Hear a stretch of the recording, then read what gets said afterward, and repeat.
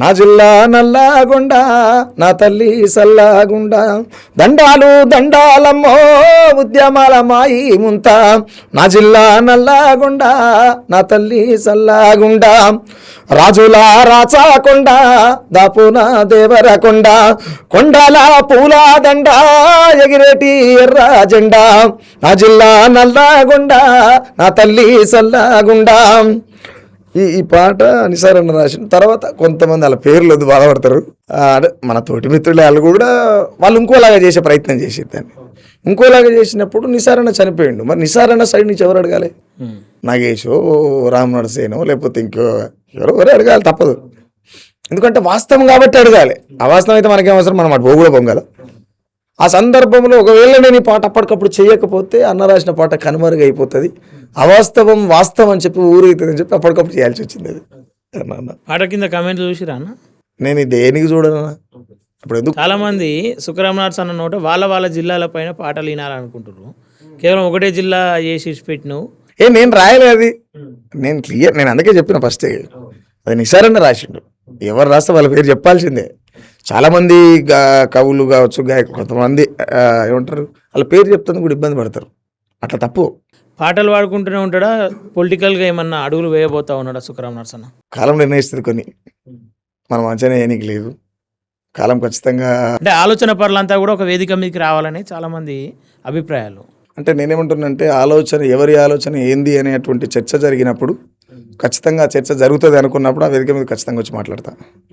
ఎందుకు అంటే చర్చ నీదైనా నాదైనా ప్రజలకు వ్యతిరేకంగా ఉన్నదంటే సహించే ముచ్చట లేదు, ఒప్పుకోడు సుఖరామనర్సే. ఎంత పెద్దోళ్ళు అయినా సరే ముఖం మీద అనేసి బయటకు వచ్చేస్తా. ఎందుకనంటే నేను ఎవరితో కూడా ఇమడలేను. ఎందుకు ఇమడలేను అని అంటే నా స్వభావం ఎట్లా ఉంటుందంటే నేను తింటే బాగుండు అనేటువంటి తత్వం నాది కాదు. నాతో పాటు ఉన్నటువంటి నలుగురు తినాలి, నాకు ముద్ద తక్కువైనా పర్వాలేదు. కానీ నేను లీడర్ని. ఏం లీడర్? పనికి మళ్ళీ లీడర్. ఎవరికి ఎక్కడ వచ్చావు నువ్వు? ఇప్పుడు నేను చాలామంది ఏమంటారు, నేను ప్రజల కోసం ప్రాణం ఇస్తా, నేను పాట రాస్తా, నేను అది చేస్తా, నేను జీవితకాలం అన్నీ ఏం చెప్పాడు సుఖరామనర్సయ్య. అవకాశం దొరికింది, నాగేష్ దాకా రాగలిగిన.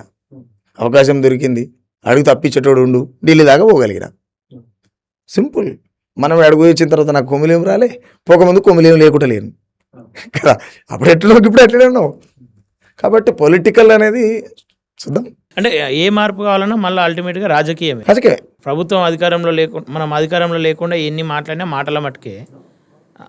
ఆ దిశగా ఎందుకు అడుగులు లేకపోతా ఉన్నారంటే మాటల మట్టుక అనేది కూడా రాంగే. ఎందుకు రాంగు అని అంటే ఈ మాట అనేది లేకపోతే వాస్తవం నీకెట్ట తెలుస్తుంది, నాకెట్ట తెలుస్తుంది కదా. ఏదున్నా ప్రొటెస్టులు, పోరాటాలు. ఈరోజు మన బిడ్డలు లాఠీల దెబ్బలు తినేటువంటి పరిస్థితి. ఎందుకంటే వాళ్ళకి ఆ నొప్పి తెలియదు. ఆడున్నోళ్ళకు ఆడ మన వాళ్ళు ఉంటే, ఆ నొప్పి తెలిసిన వాళ్ళు ఉంటే మార్పు ఉంటుంది కదా అనేది కొంతమంది ఆలోచన. నేను క్లియర్ కదా చెప్తున్నాను. నేను అందుకే చాలా చాలా పచ్చిగా చాలా క్లియర్గా దమ్ము లేకనా ధనము లేకనా తెలివి లేకనా తెగువ లేకనా ఒట్టు లేకనా ఒడుపు లేకనా ఎందుకు రాదుర రాజ్యం ఇక ఎగబడి యుద్ధం చేద్దాం. కాంచీరాము ఏ కరెన్సీ నోటుతో సాధించిండుర రాజ్యం. అరే ఎందుకు చెల్లెందుకు రాదుర రాజ్యం ఇక జగబడి యుద్ధం చేద్దాం. కాంచీరామ్ టైంలో రూపాయి లేదు కదా ఆయన దగ్గర, రూపాయి మంచలేదు కదా. పెద్ద రాష్ట్రం కదా అది, పెద్ద రాష్ట్రం కదా, పెద్ద రాష్ట్రం. 400 మంది ఎమ్మెల్యేలు ఏమన్నా అనుకుంటా, పెద్ద రాష్ట్రం. ఆయన టైంలో అది ఇచ్చిండు. మీ దగ్గర ఇవాళ అనగారిన వర్గాలని చెప్పుకోబడుతున్నటువంటి ఎస్సీ, ఎస్టీ, బీసీ మైనార్టీల దగ్గర కోట్ల రూపాయలు సంపాదించిన మనుషులు. కానీ మీకు మీ జాతుల మీద ప్రేమలు లేవు. వందల వేల ఎకరాలు సంపాదించుకున్నటువంటి కుబేర్లు, మీ జాతుల మీద మీకు ప్రేమలు లేవు.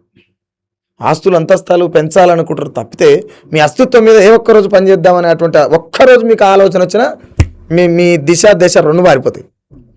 ఏం లేని కారణములే వాళ్ళు రాజ్యం నిర్మాణం చేసిండు కాంశీరామ్ గారు. మీకు ఇవాళ ఏమైంది? మీకు అన్ని బలాలు ఉన్నాయి కదా, ఓట్లున్నాయి, ఒడుపు ఉన్నది, డబ్బు ఉన్నది, దమ్ము ఉన్నది. ఇక్కడ లేనిది జాతి పట్ల మీకు విశ్వాసం లేదు, మీకు ప్రేమ లేదు. ఇప్పుడు తమిళనాడు పోతే మొన్న రీసెంట్లీ మనం యూట్యూబ్లో సోషల్ మీడియాలో చూసినాం. 2 పిల్లలు కాపాడుకోవడం కోసం ఒక క్రూర ముఖమైనటువంటి పులితో వేటాడింది తల్లి. ఎందుకు? నేను చనిపోయినా సరే నా పిల్లలు బతుకుండాలని. అంటే ఆమె సావును కూడా మరిచిపోయి పిల్లలు బతకాలనేటువంటి ఆంక్ష ఉంది చూసినావు. ఆ ప్రేమ నాయకులకు వచ్చినప్పుడు ఇక్కడ రాజ్యం వస్తుంది. అప్పటిదాకా రాదు. లేకపోతే ఇప్పుడు ఇది ఎంత ఎందుకు పెద్దనా, మొన్న రాష్ట్రంలో ఎలక్షన్లు జరిగినాయి లేదా దేశంలో జరిగినాయి, ఎన్నో తన జరిగినాయి. కుల సంఘానికి ఒకటి లీడర్ ఉంటాడు కదా, వాళ్ళ పేర్లు వద్దు. కుల సంఘానికి అంటే పేరు చెప్పడానికి నాకేం ఇబ్బంది లేదు, ఓపెన్గా. పార్టీ వస్తే ప్యాకేజీలు మాట్లాడుకోవడం ఎలక్షన్లు వస్తాయి. ఆ ఎలక్షన్ల టైంలో వీళ్ళు ఏడుంటారు కూడా కనపడరు. మరి గోవాకు పోతారా, థాయ్ మసాజ్ పోతారా, ఇంకేడికైనా పోతారా, మరి ఎడబంతారు పోయి వీళ్ళు. ఇప్పుడు సహజంగానే ఎలక్షన్లు వచ్చిన తర్వాత వీళ్ళు ఎటు పోతారు ఏంది అనేది ఎవరికి కూడా క్లారిటీ ఉండదు.